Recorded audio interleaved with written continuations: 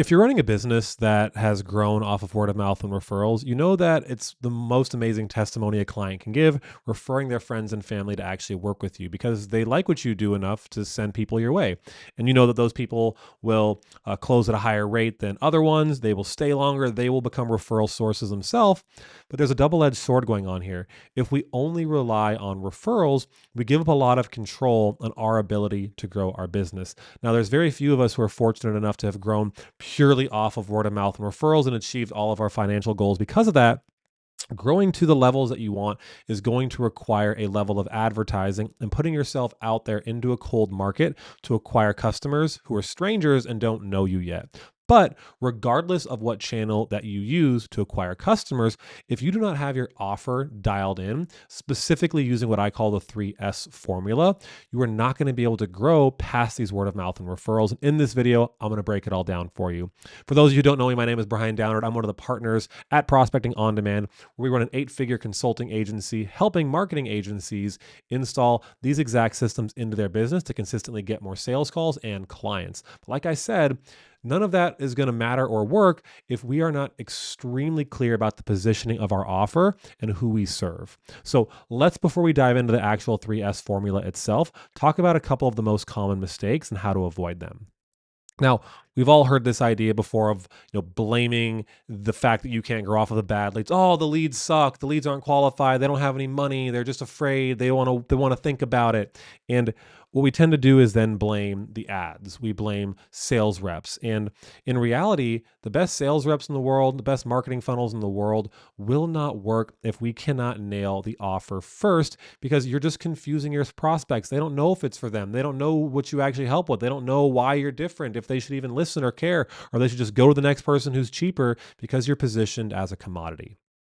And one of the easiest ways to fall into that trap is by trying to have full service offers, trying to solve everything for everyone. And when you do that, you're nothing to nobody because they're still unclear. When you are not clear, they're not clear. And an unclear, confused mind does not make a purchasing decision. They'll just go somewhere else or not do anything about it at all.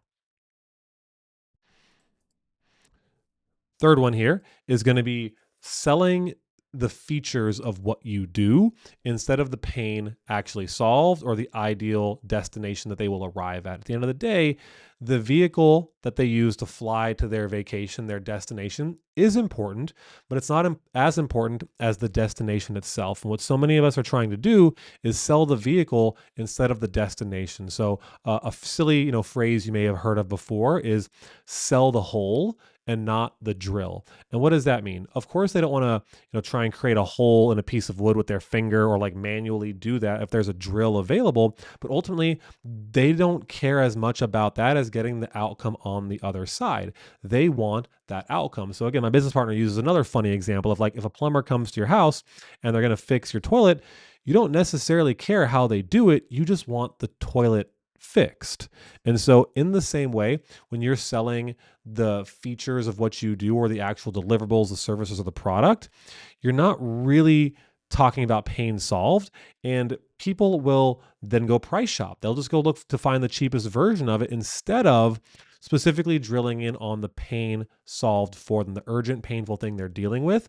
And to take this even a step further, very often humans are good at just adapting to the circumstances that we live in. And so the prospect of gain is nice, and it does motivate a lot of people, but the fear of current pain, the fear of future pain, the fear of loss or future loss is a much stronger motivator to get someone to take action. And so I want you to focus on pain solved instead of the services that you sell. And the last mistake here I see very commonly made is this idea where you can do anything you want, but you can't do everything. If we try and do everything, our inputs are skewed, they come from different places, the outputs are muddy, and then we're not really sure what is working because there's so many ways to not get the outcome you want. You can do millions and millions of different things to not get the result. There's usually only a few ways to actually get the outcome you're looking for. And if we don't stay consistent and do a few things and focus to get a feedback loop established, get some data back to make informed decisions, we just spin off into space. It's like we're trying to catch two rabbits at the same time. Therefore, we catch none. So while you can do anything you want with your business or your offer, how you get customers. If you do everything, you set yourself up for failure. So let's talk about the solution. This is called the 3S formula. I did some digging because I really couldn't find who initially had coined this, but I found this through Cole Gordon. So shout out Cole Gordon and Aaron Martinez. Appreciate you guys and everything I've learned from you. But there's going to be three parts here, right? You want to have a specific person. So who is your ideal client profile, your ICP? Who is that specific person?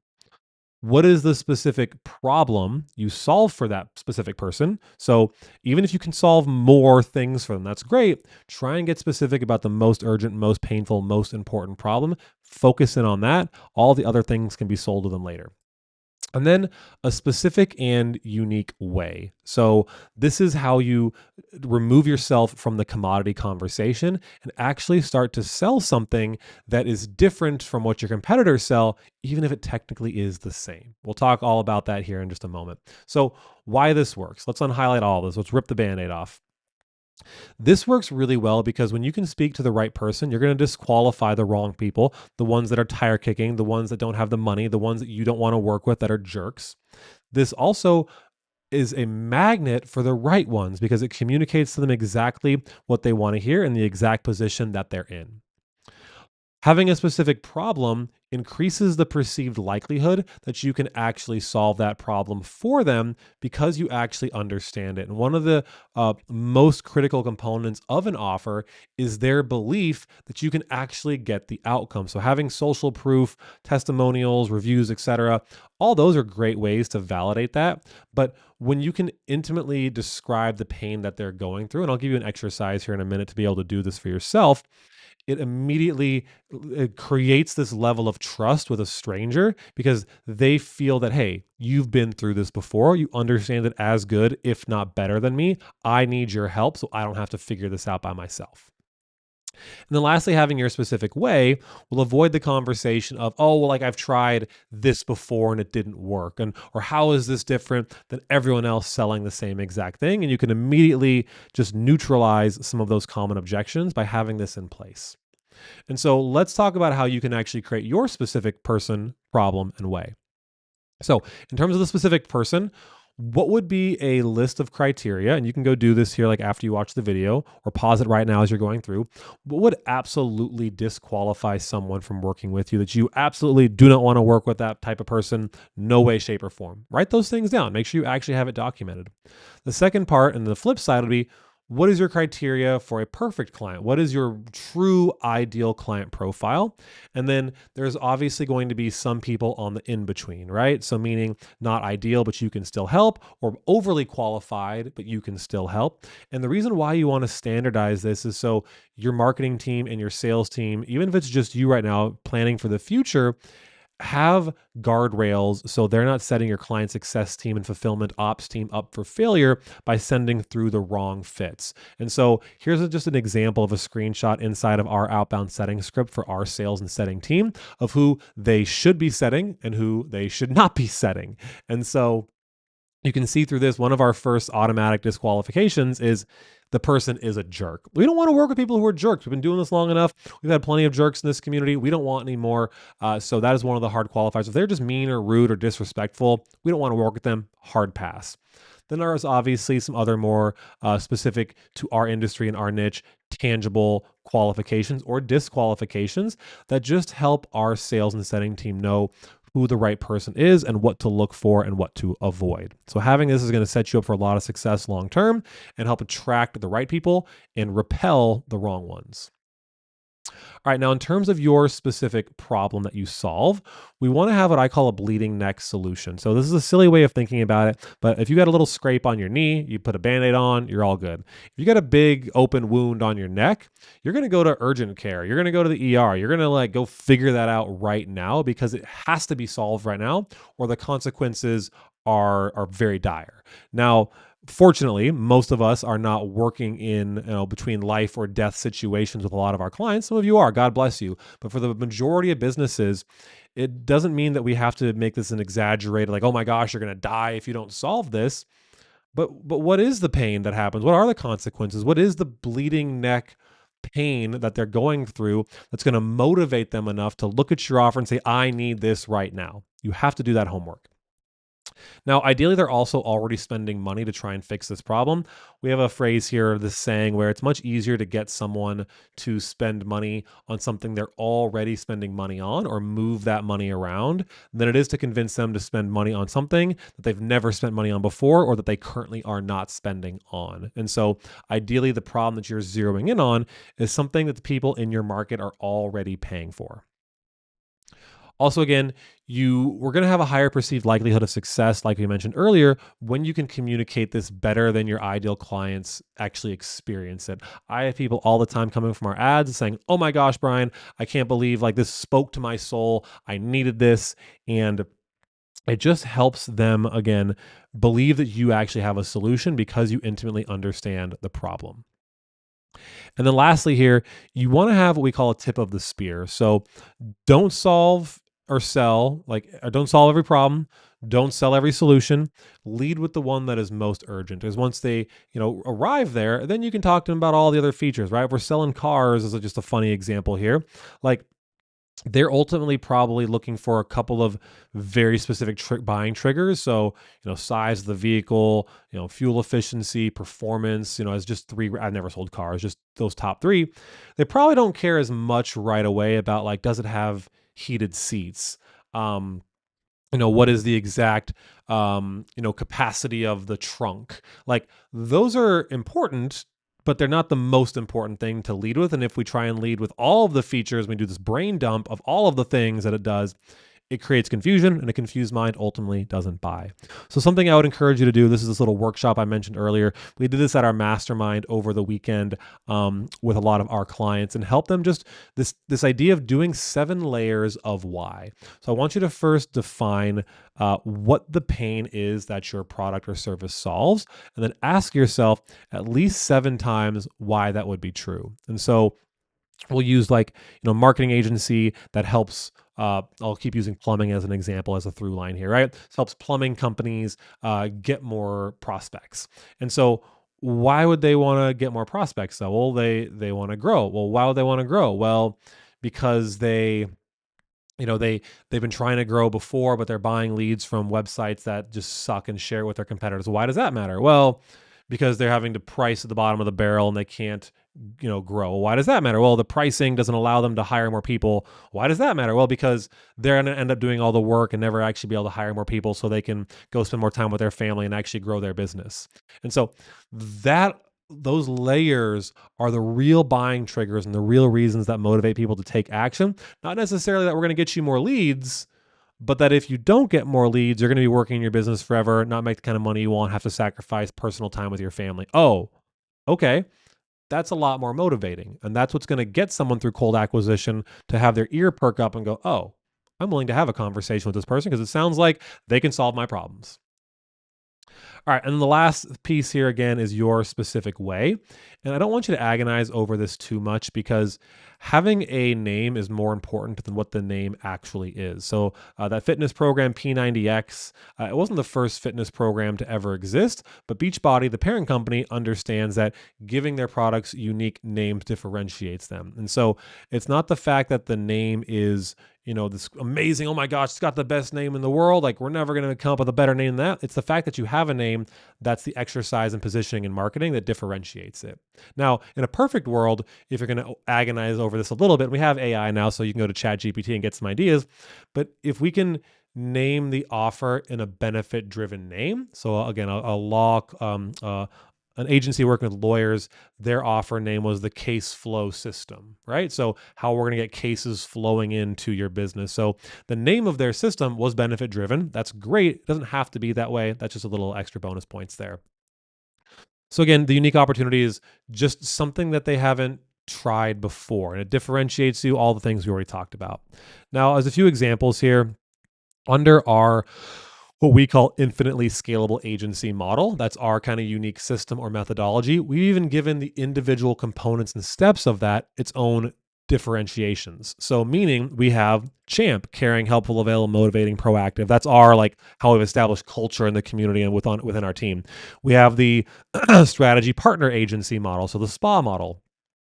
We have the prospecting in a box. We have one call close. We have define, design, do. We have cash infusion. So I'll give you another silly example that should hopefully tie in the dots here. I go to this drive-through car wash here that I have a membership for. I see them popping off all over, Michigan here, and one of the things that happens is you're driving through the different individual components of their car wash are branded or named, and I don't remember all of them offhand, but just as a funny example, driving through and you get to like the end and it's got like this water X repellent foam, right? And so as you're driving through, there's these different names and these lights that go off of what the machine is doing to the vehicle. And so while it seems just kind of like cute, or people might not even know because they're not as close to marketing and sales like the average person not watching these videos, but you marketers, salespeople, entrepreneurs, what happens here psychologically to your consumers is they drive through another car wash and they didn't see that. They didn't get the rain repellent X foam from the other place. And so even though you might be using the same soap bought from the same provider, you named it in a unique way that removes you from this commodity conversation of we're just a car wash, and we're a car wash that has XYZ unique things that no one else does. It creates brand loyalty and magnetizes people who don't know you to your offer and what you do. And in a B2B world, high ticket world where I live in, making sure that your unique way is anchored to and tied back to money made or money saved or time saved or efficiencies earned and created, right? Because at the end of the day, B2B decisions are going to be more about the numbers than the emotional drivers. Yes, people will still buy emotionally, justify it logically, but much more often in a B2B setting, it's going to be more about dollars and cents. So make sure that's tied into your unique way of doing it. Cool. Now to bring us home, I'm going to go through 3 specific examples, one that is bad, one that is better, and one that is the best. So a bad example, if you're a marketing agency, would be, we help small businesses grow their revenue. Okay, yeah, you and everyone else, that's boring. You're a commodity. It sounds like every other marketing agency they've ever spoke to, and now they're not going to give you the time of day. You can't grow past word of mouth and referrals. Now, better, but speaking to still a lower quality ideal client profile, would be, we help plumbers struggling to get more local leads grow.